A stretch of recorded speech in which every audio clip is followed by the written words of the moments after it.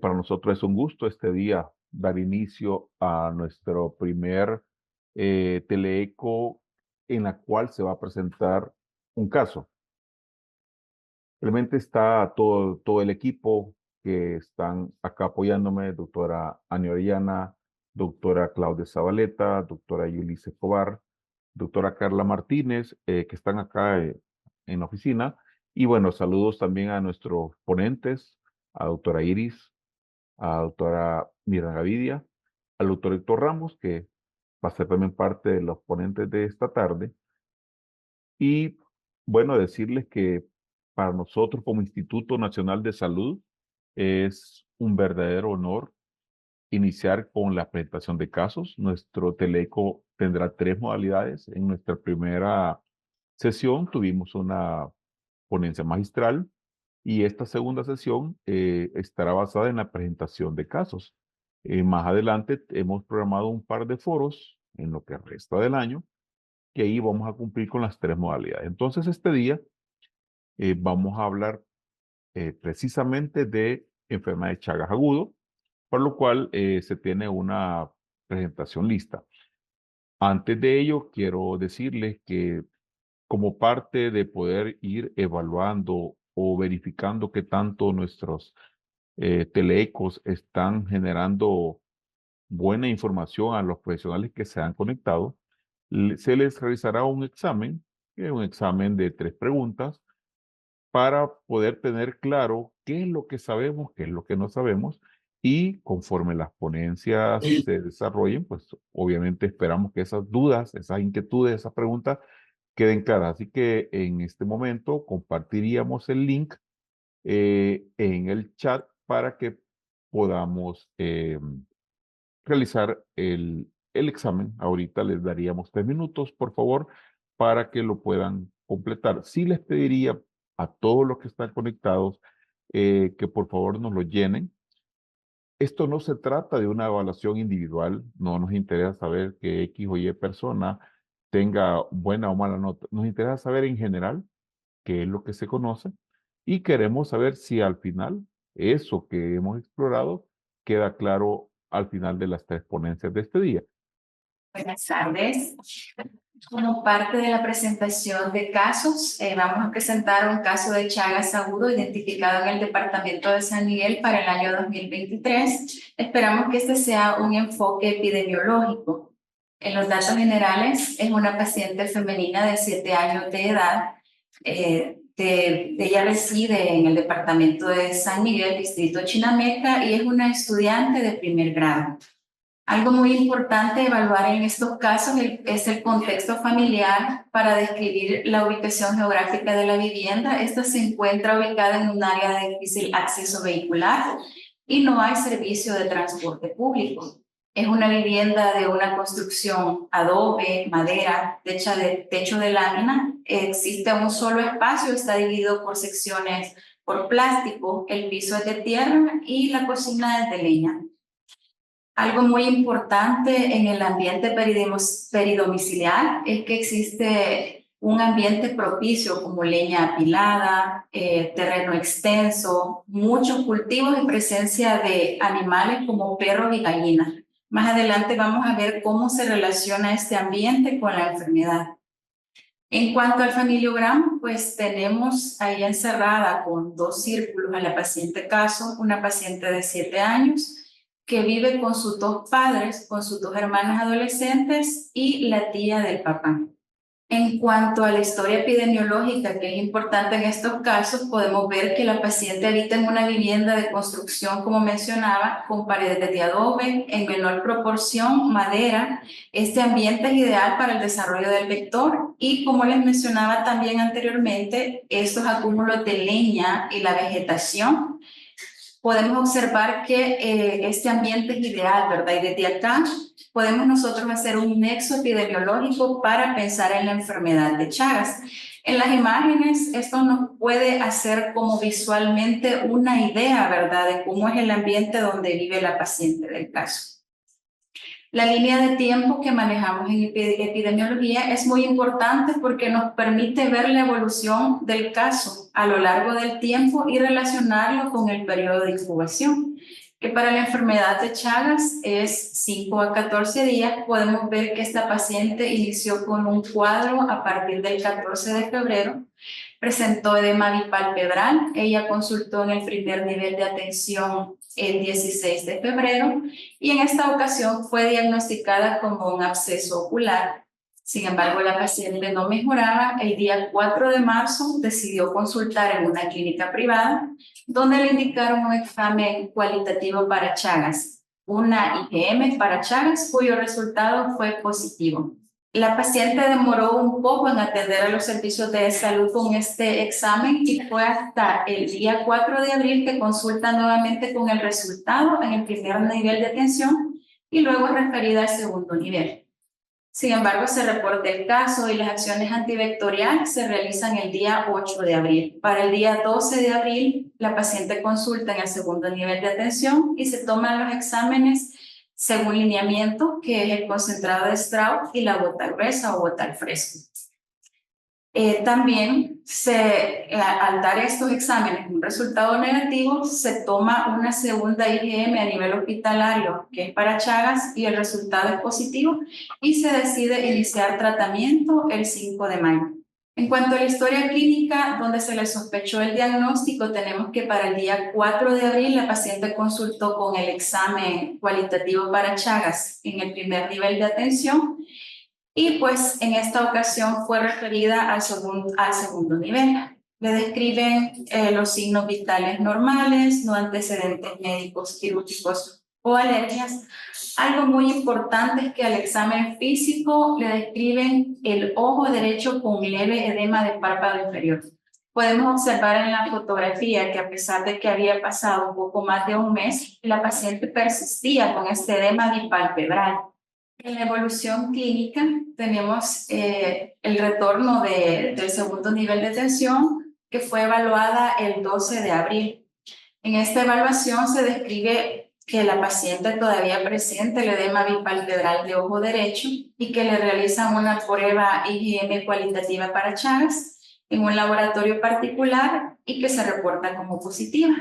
Que en este segundo nivel de atención se realizan los exámenes gota al fresco y concentrado de Strauss con resultado negativo. Tenemos acá presentados los exámenes del laboratorio que se dieron en los seguimientos de la paciente. Tenemos dos controles médicos donde se le realizaron exámenes generales como hemograma, pruebas de coagulación, pruebas hepáticas. En estos exámenes podemos evidenciar que no existen alteraciones en el momento de estas consultas. También se tomaron pruebas de función renal, pruebas de función hepática que podemos observar se encuentran dentro de los rangos normales en ambos controles. Algo muy importante de recalcar acá es que los exámenes que según lineamiento se deben indicar para la sospecha de un caso agudo de Chagas son la gota al fresca para Trypanosoma cruzi y el concentrado de Strauss. Se tomaron en dos ocasiones, podemos ver la primera el 12 de abril y la segunda el 18 de abril, y en ambas ocasiones el resultado fue no se observa Trypanosoma cruzi en la preparación. Esto indica que es un resultado negativo. En cuanto a la IgM de Chagas cualitativo, tenemos dos momentos en los que se tomó. Así vemos, por ejemplo, la primera que se tomó el 4 de marzo en un laboratorio privado, se reportó como positiva. Y el segundo control que se realizó en un hospital de segundo nivel el 5 de mayo del 2023 nos reporta 2.27 reactivo, lo que se considera un resultado positivo. En cuanto a los diagnósticos que esta paciente tuvo durante su abordaje, el 16 de febrero del 2023, que tocó el sistema de salud, se diagnosticó como un absceso del ojo derecho. Y el 4 de abril, cuando le sospecharon la enfermedad, se diagnosticó como enfermedad de Chagas aguda que no afecta el corazón. Para el tratamiento, en el primer diagnóstico se indicó antibiótico, doxiciclina, tenemos ahí la dosis, más ibuprofeno como analgésico. Y para el segundo diagnóstico se indicó Nifortimox 150 miligramos cada 12 horas. Algo muy importante es el manejo epidemiológico, y dentro de esto las acciones de prevención y control que se realizan ante la notificación de un caso sospechoso. Para el caso se realizó la búsqueda activa de casos y en la vivienda se encontraron 9 chinches que fueron estudiadas, 3 de las cuales resultaron positivas.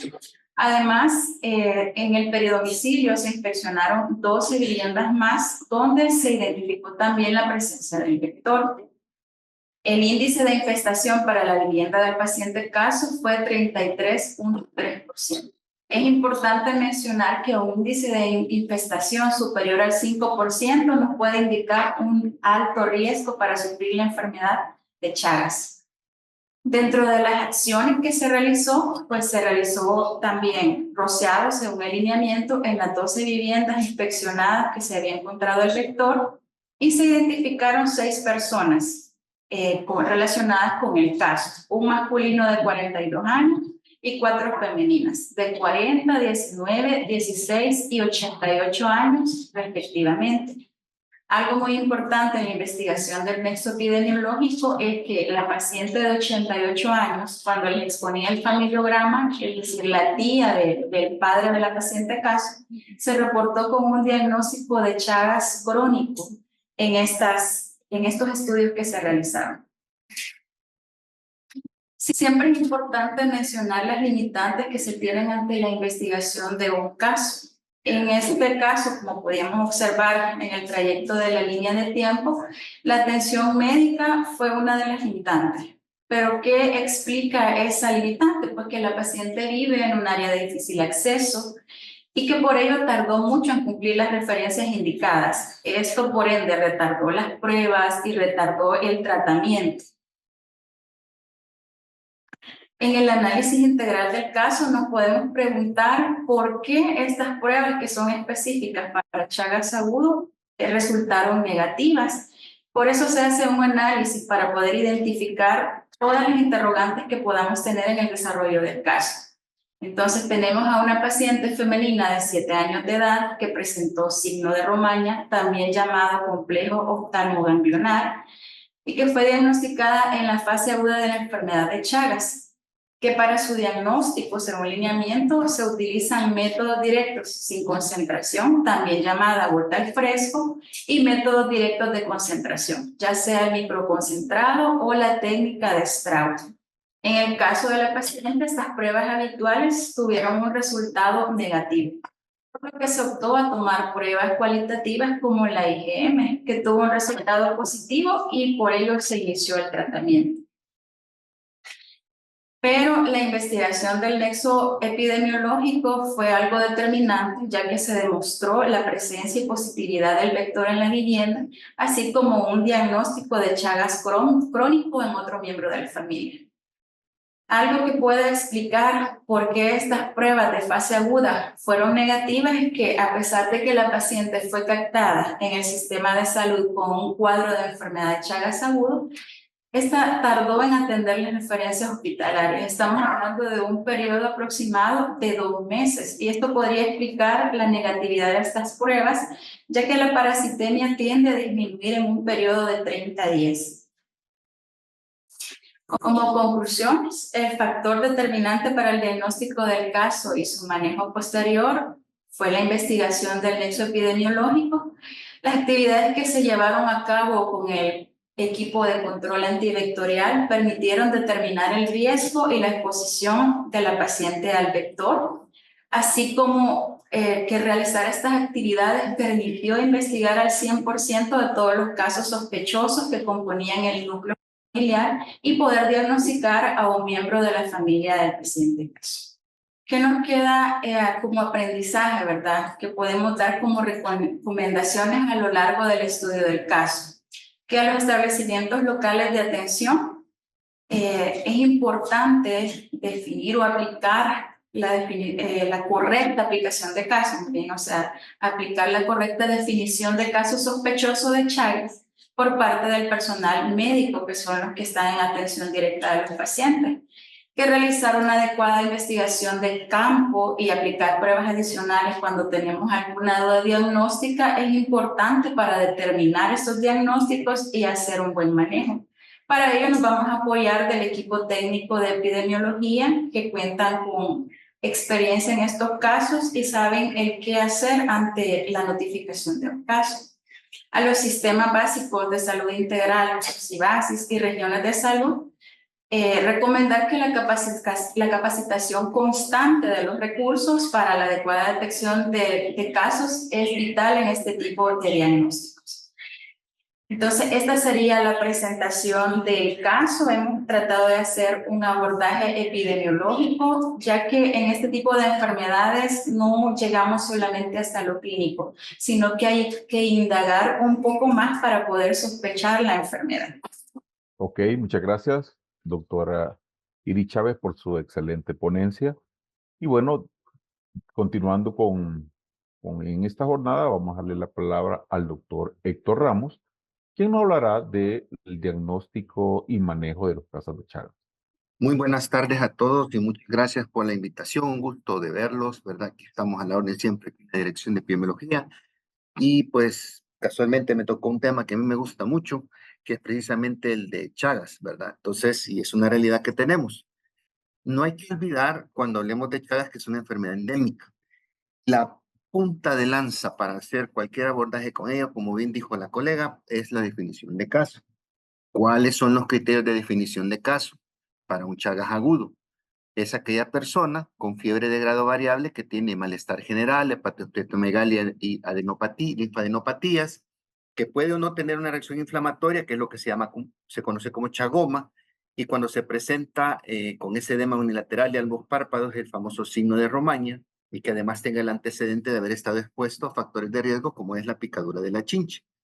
Y el confirmado es todo aquel en el que, óigase bien, caso sospechoso en el cual se demuestra la presencia de Trypanosoma cruzi a través de concentrado de Stroud o gota fresca. Esta es la definición clásica de un caso agudo.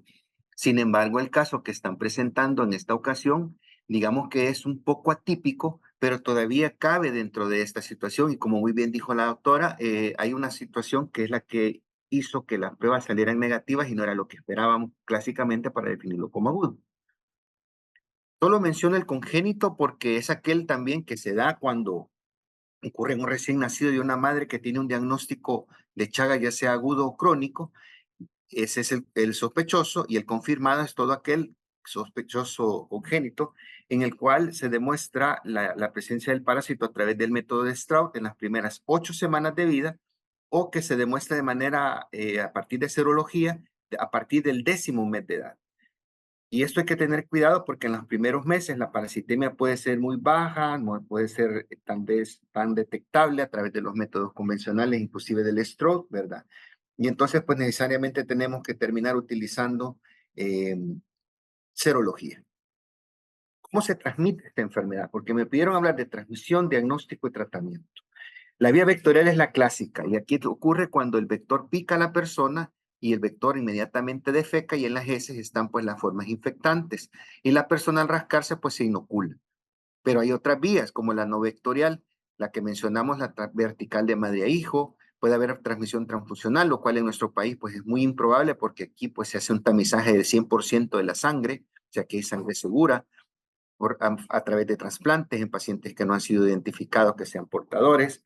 Está tomando mucho realce en algunos países como Brasil la contaminación a través de la vía oral, que es al consumir alimentos que están contaminados con ese del vector, frutas incluso, accidentes de laboratorio y las personas que usan drogas intravenosas.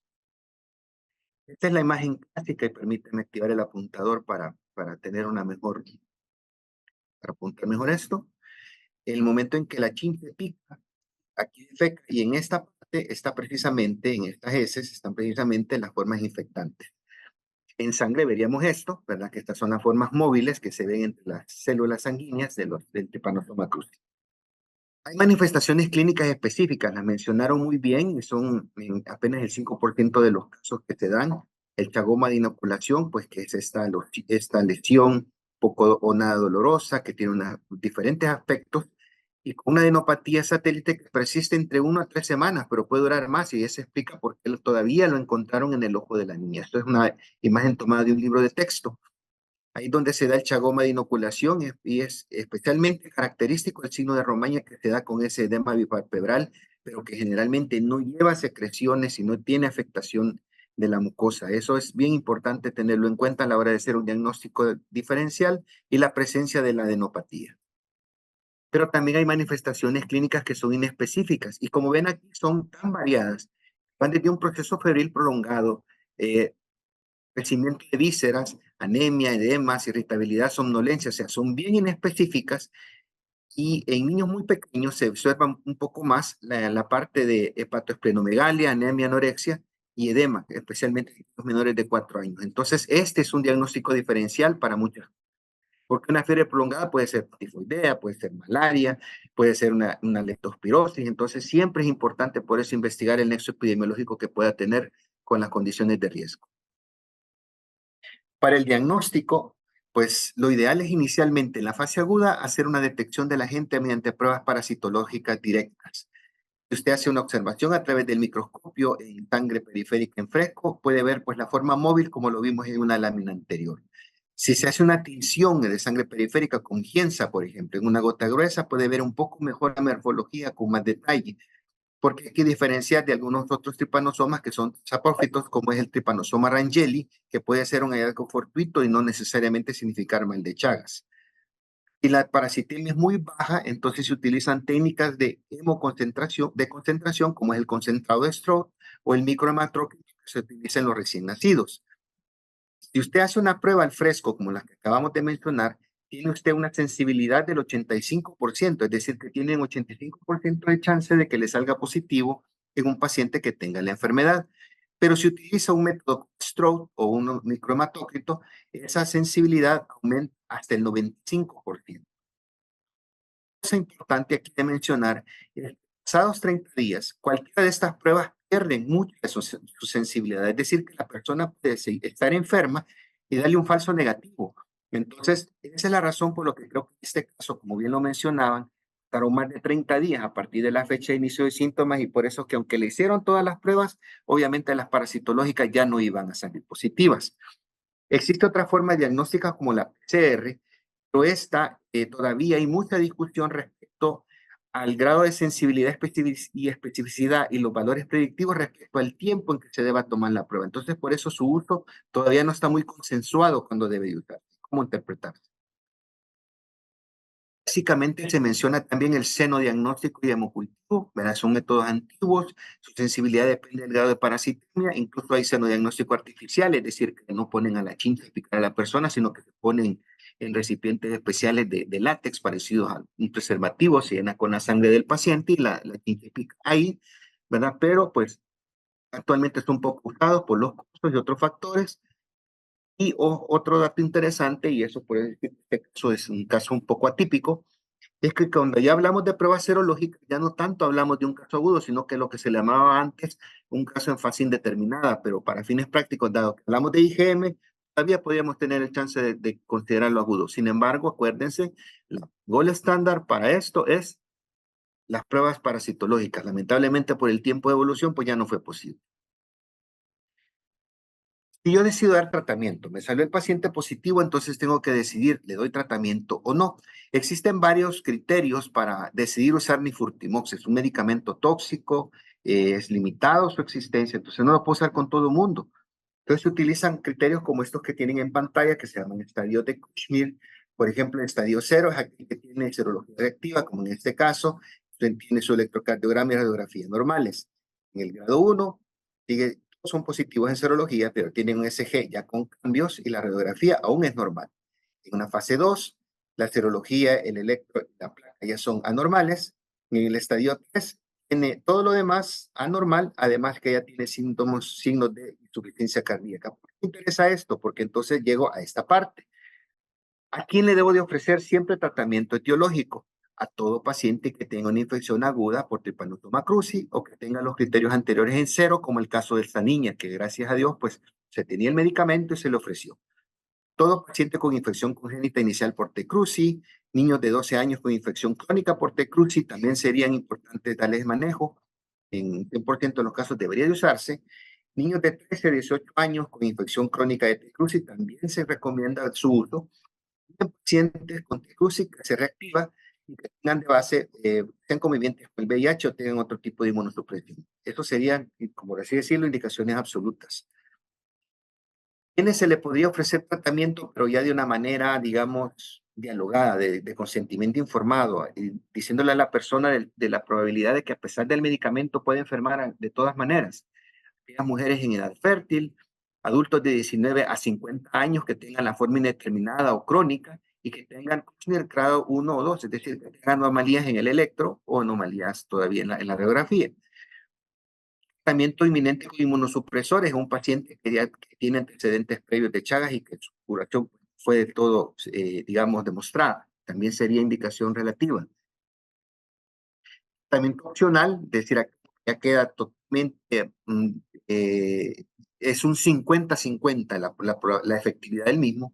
Son aquellos adultos que tienen más de 50 años y que no, pero uno tenga miocardiopatía avanzada o pacientes con una enfermedad de Chagas gastrointestinal. No la vemos en el país porque, dicho sea de paso, hay un T. cruzi 1 y un T. cruzi 2.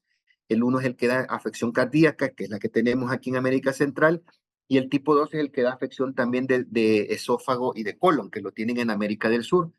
En estos casos, pues también es opcional, el tratamiento es muy complicado. Y a quienes no se le debería ofrecer tratamiento, es decir, ¿cuándo es contraindicado? Pacientes que ya tienen una miocardiopatía chagásica avanzada, que tienen signos de insuficiencia cardíaca, y el medicamento ya no hace nada para tratarlo. Pacientes con un megasófago o deterioro significativo de la deglución, tampoco debería de usarse. En los casos que tengan de T. cruzi tipo 2. Y obviamente está totalmente contraindicado en el embarazo o pacientes que tengan insuficiencia renal crónica, renal o insuficiencia hepática. Ahí pues es contraindicación absoluta. ¿Cuáles son las dosis de los medicamentos? Porque hay dos. El que tenemos a la mano es el Nifurtimox, y como ven aquí las dosis se dan con tabletas de 120 miligramos, y la dosis está dividida de acuerdo a las edades en miligramos por kilogramo de peso día, y en todos los casos el tratamiento se da por 60 días. El otro medicamento es el Mensnidazol. Lamentablemente, por razones logísticas, solamente lo tiene Brasil. Ellos lo producen y pues lo utilizan prácticamente solo para su consumo. Y también las dosis son por kilo de peso, ¿verdad? Igual por 60 días. Estas son tabletas de 100 miligramos. Tienen estos medicamentos en común algunas cosas. Primero, que son los efectos adversos. Son variables y todos dependen de la vía del citocromo P450 a nivel hepático. Por eso, yo los invito a que posteriormente vean cualquier libro de farmacología y vean la lista de medicamentos que interactúan por la vía de este citocromo y van a saber la interacción que tienen con los medicamentos para Chagas.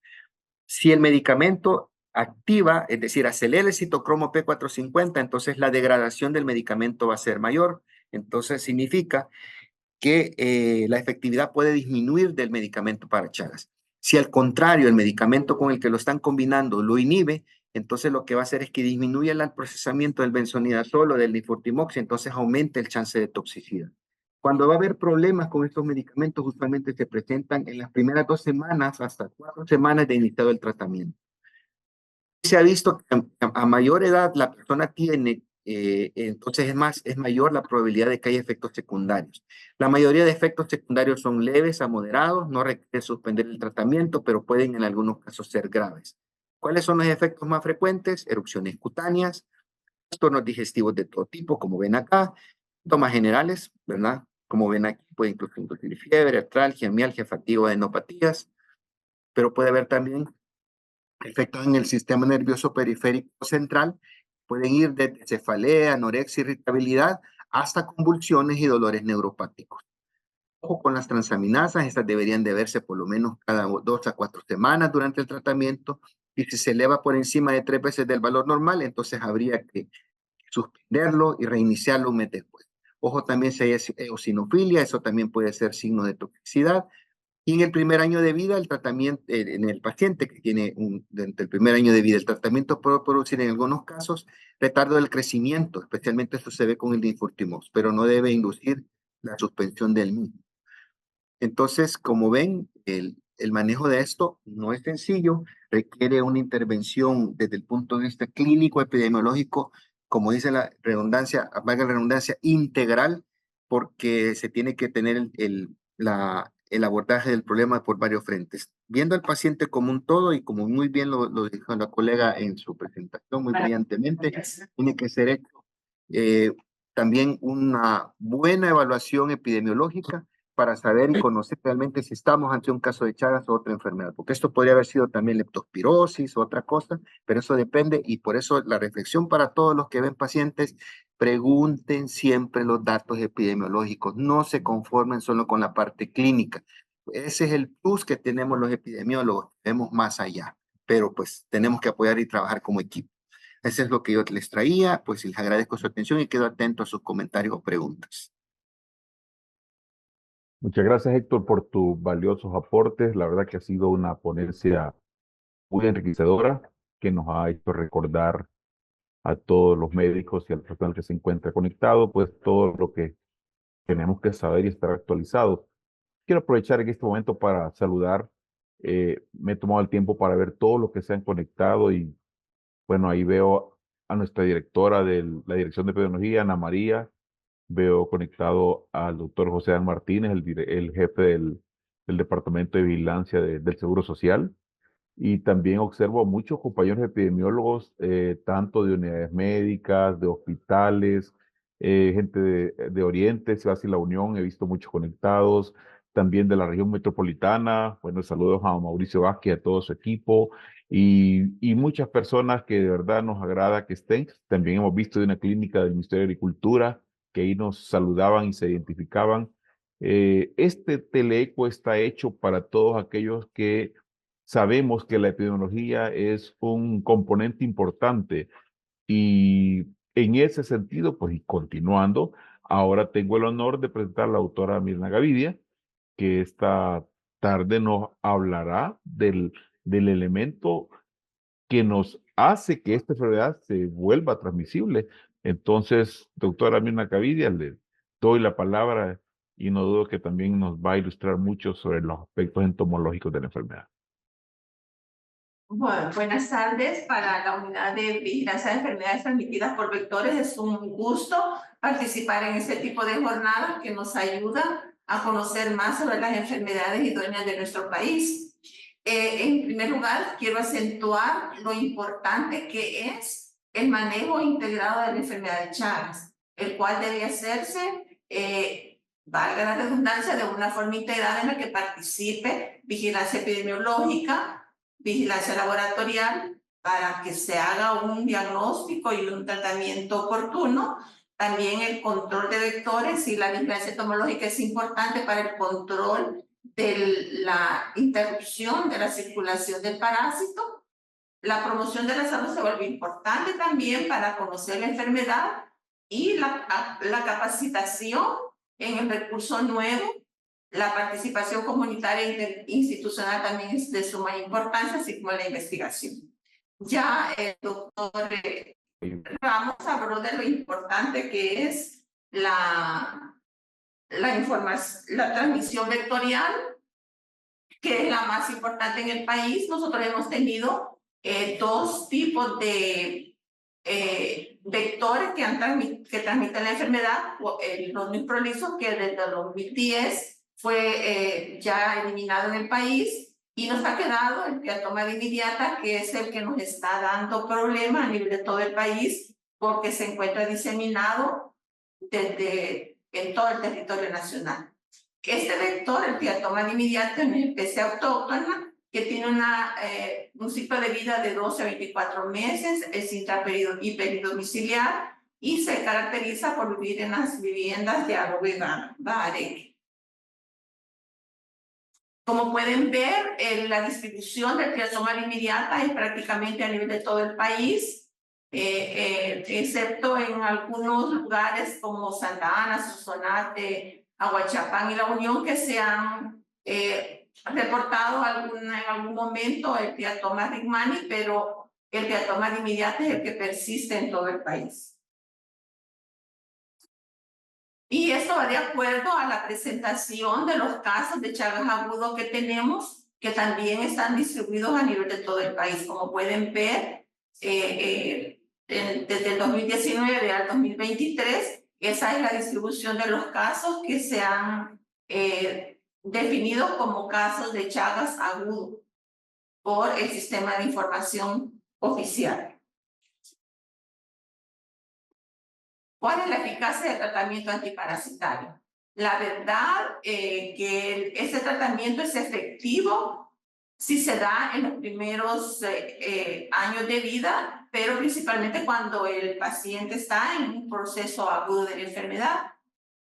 Y es más efectivo en los niños, pacientes jóvenes, adultos con infección aguda, pero también se puede dar en adultos con infección crónica incipiente, y es menos efectiva en adultos con infección crónica y enfermedad cardíaca concomitante, que hace que la calidad de vida del paciente sea más dificultosa.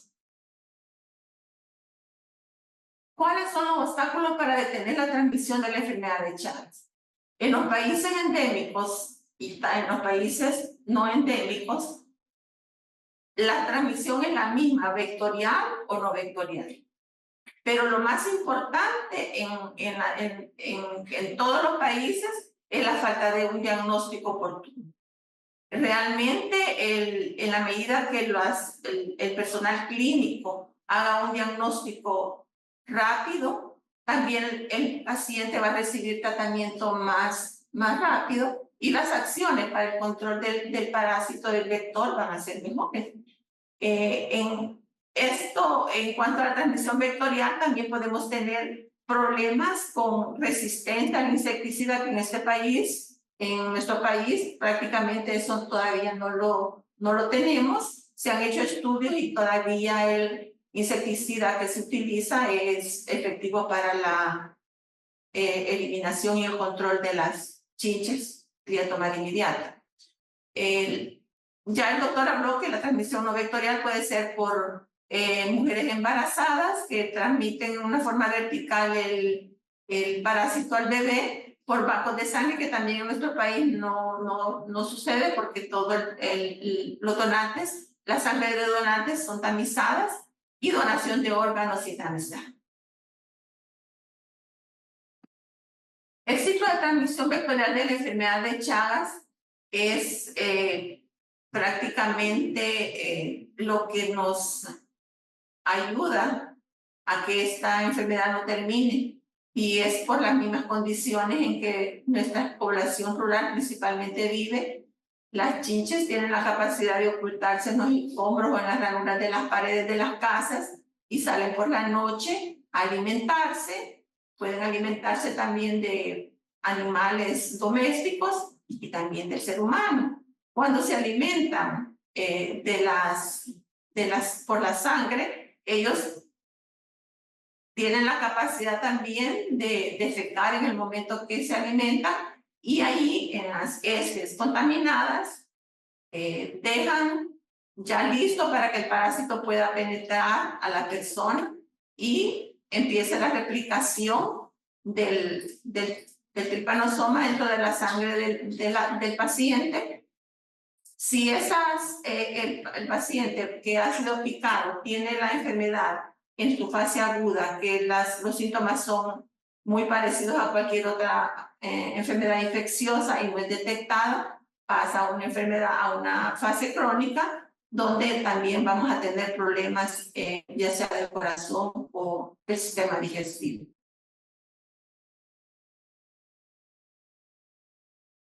¿Cómo es que nosotros hacemos la vigilancia entomológica y el control? Todo depende de del primer paso, que es el reporte del caso por el nivel local. Para nosotros es de suma importancia que el paciente no sea reportado, para de allí empezar a hacer todo el trabajo que se tiene que hacer, que es investigación del control de foco, se estiman los sitios más probables de transmisión, se coordina la participación comunitaria o interinstitucional si hay necesidad, se capturan especies para estudiarlas, y también se orientan las acciones de prevención y control. En nuestro país, la vigilancia se hace de dos formas, como vigilancia activa y vigilancia pasiva. La vigilancia activa, nosotros tenemos una programación anual operativa en la cual se establecen los lugares de mayor riesgo para hacer acciones durante el año y también por los controles de foco de acuerdo a las denuncias que se hacen. Y la vigilancia pasiva, en la cual participa activamente la comunidad, ya sea notificando que existen chinches o llevando chinches a los establecimientos de salud para que sean estudiadas para ver si están positivas y de allí generar una actividad de control del vector. Las acciones principales que nosotros hacemos están relacionadas con la inspección de viviendas para encontrar si son positivas o no a chinches. En los últimos años, los indicadores entomológicos han variado del 3.26 a 2.93 a nivel país. Este es el promedio a nivel país. Pero las viviendas inspeccionadas, por ejemplo, en el 2023 fueron 61.048, de las cuales el 2.93 salió positivo. También otra actividad importante que se realiza es el rociado de viviendas. En el 2023 se rociaron 4.348 viviendas, se hicieron 117 coordinación para realizar las actividades y también las notificaciones que se recibieron el año recién pasado fueron 291. Los retos que se tienen como unidad de vigilancia de enfermedades transmitidas por vectores es fortalecer el trabajo intersectorial para realizar un abordaje integral de la enfermedad, fortalecer la vigilancia entomológica y el ordenamiento del medio, fortalecer también la participación interinstitucional y comunitaria, así como también mantener las acciones para la eliminación de vectores dentro de las casas a través de acciones de control integral. Este es un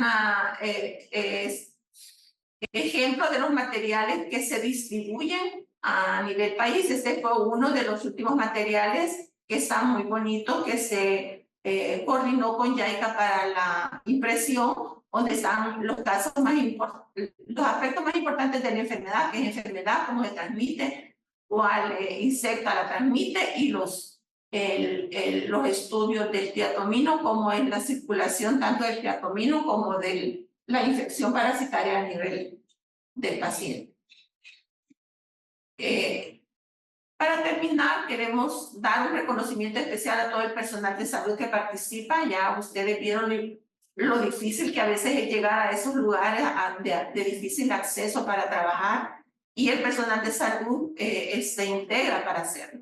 Y también a las organizaciones que nos apoyan, como JICA y la Organización Panamericana de la Salud, que tenemos mucho apoyo de ellos. Y también un reconocimiento especial al doctor Rafael Cedillo, que ha sido una persona que por años trabajó mucho en esta enfermedad, haciendo mucha investigación, impulsando las medidas de control para que se realizara y llegáramos hasta este momento con más abordaje de la enfermedad. Esto es lo que yo traía. Muchas gracias.